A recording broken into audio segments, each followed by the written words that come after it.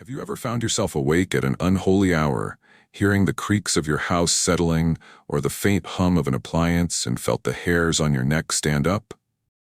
Most of us brush it off as nothing, just our imaginations running wild. But what if it wasn't? There's an old saying that nothing good happens at 3 a.m.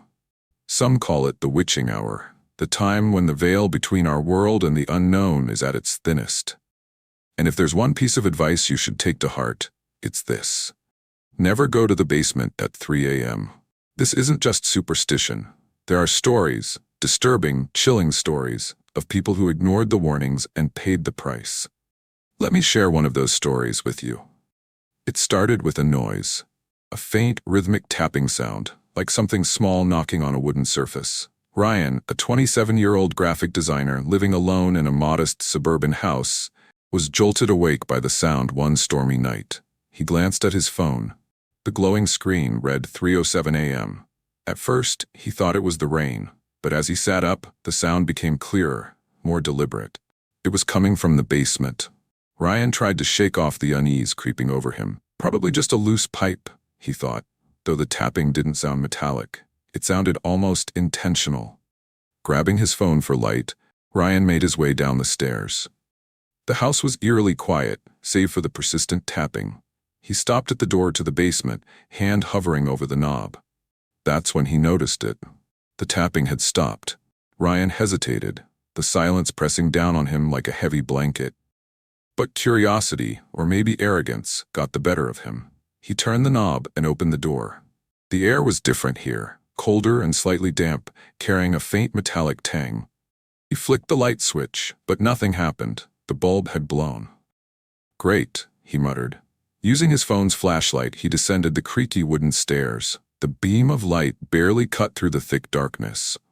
Boxes, old furniture, and cobwebs cluttered the basement, but nothing seemed out of place. He reached the center of the room and turned in a slow circle, scanning for the source of the noise. That's when he noticed something odd. One of the corners of the basement was unnaturally dark. It wasn't just a shadow cast by the clutter. It was too dark, as if the light from his phone was being swallowed by it.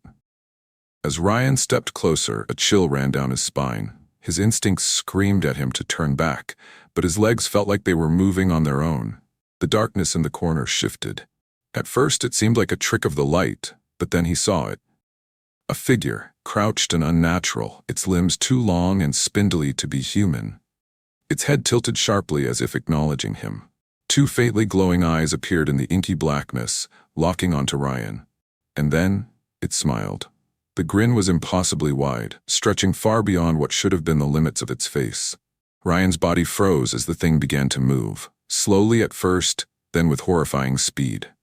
What happened next is unclear. Ryan woke up hours later on the basement floor, his phone dead beside him. The first rays of morning sunlight streamed through the small, dusty basement windows. At first, he thought it had been a nightmare.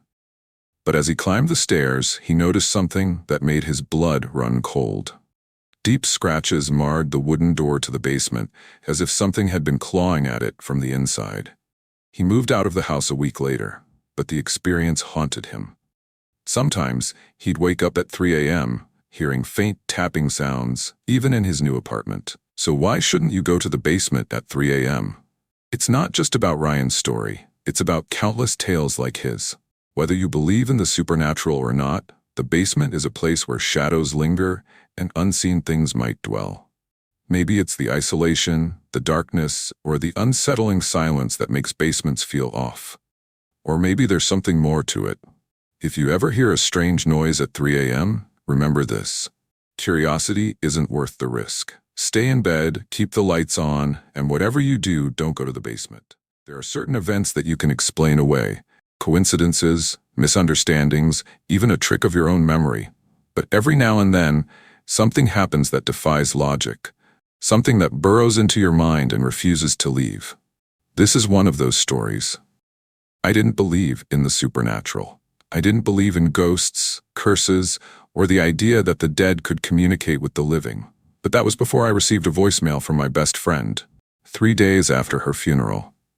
Her name was Emily. She was my best friend for over a decade, more like a sister than a friend.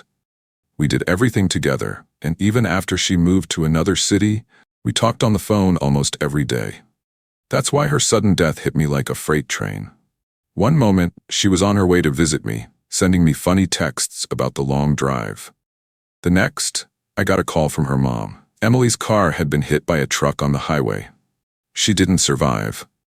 I remember standing there, her mom sobbing on the phone, feeling like my entire world had stopped.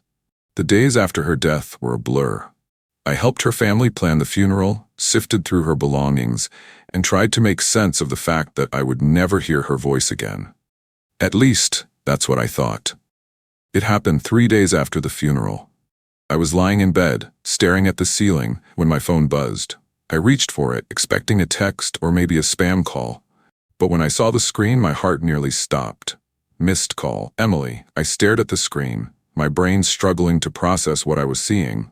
It had to be a glitch, right? Her phone must have been sold, or someone had reactivated her number.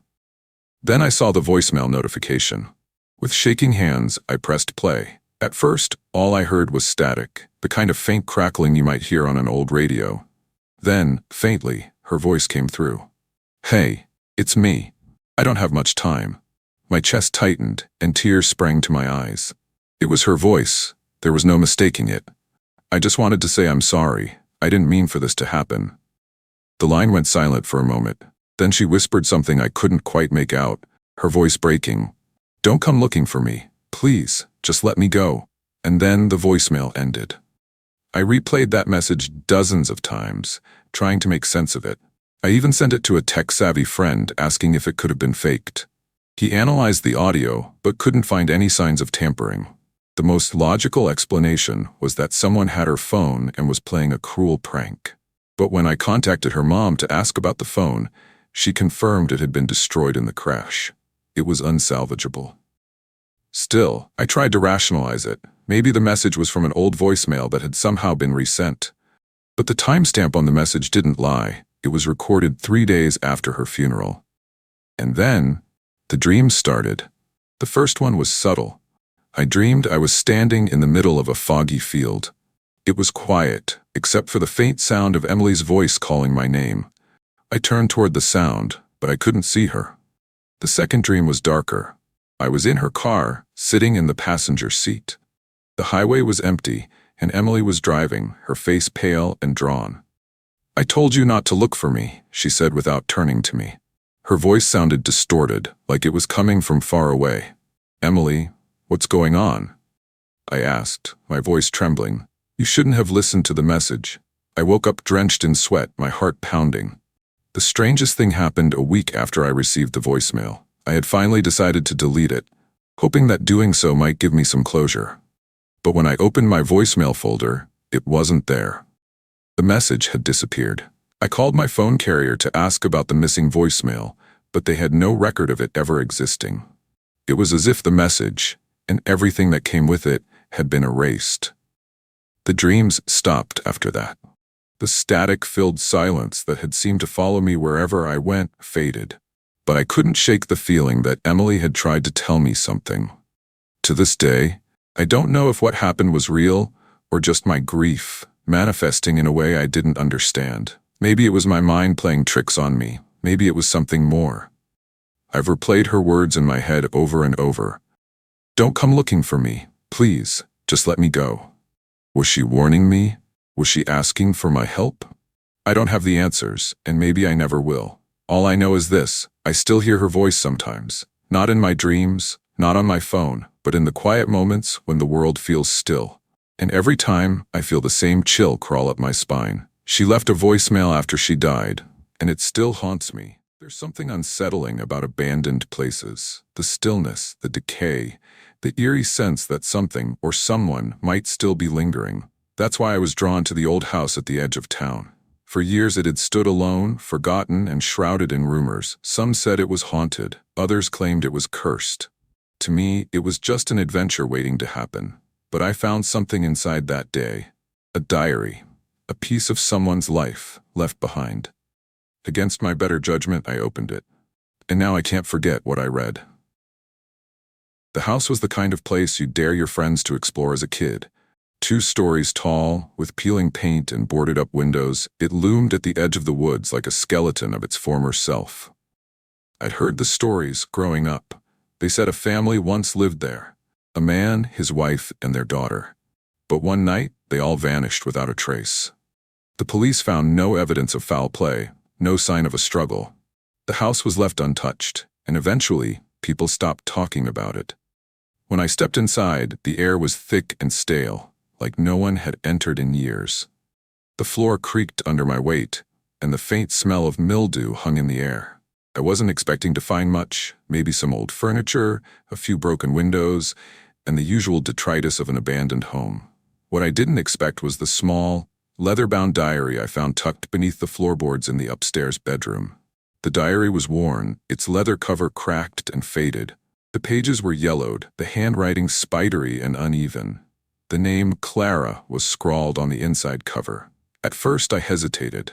Reading someone's private thoughts felt wrong. But curiosity got the better of me. I turned to the first page. The early entries were innocent enough. Clara wrote about her life in the house, about her parents and their quiet routines.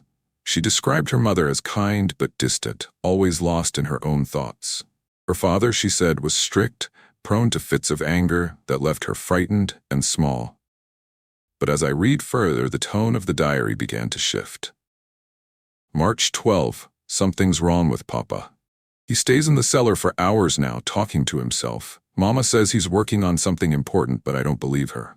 He smells strange when he comes back upstairs, like metal and dirt.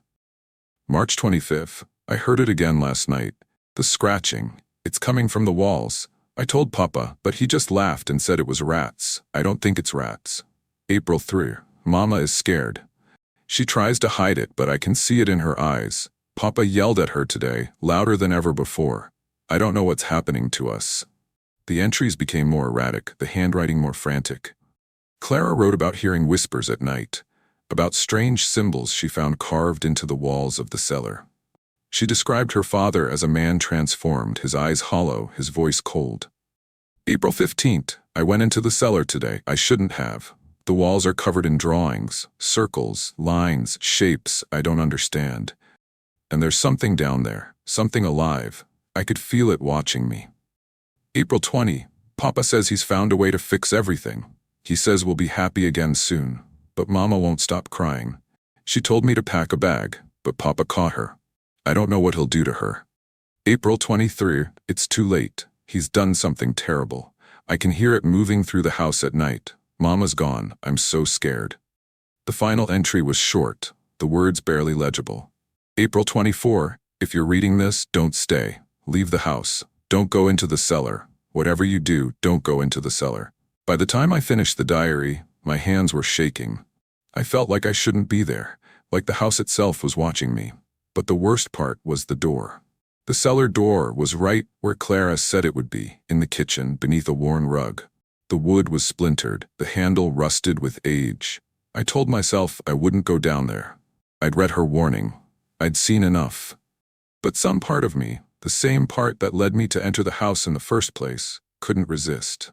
The stairs groaned under my weight as I descended into the dark. The air was colder down there, damp and heavy. My flashlight beam cut through the shadows, revealing shelves lined with jars of strange, unidentifiable substances. And then I saw them. The symbols Clara described, carved deep into the stone walls. Circles and spirals, jagged lines and ancient-looking marks that sent a chill down my spine. At the far end of the cellar was something worse.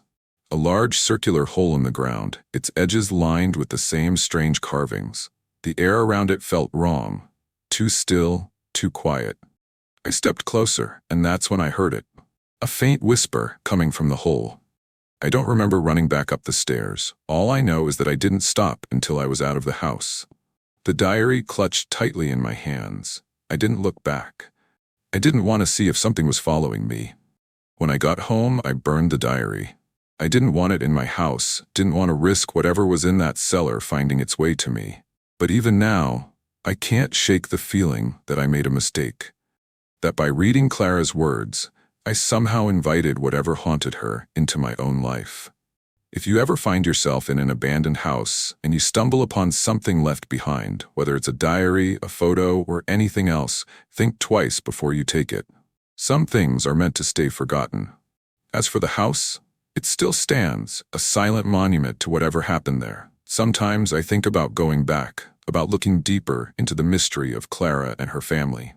But then I remember the whispers, the symbols, and that cold, dark hole in the cellar. Some doors are better left closed.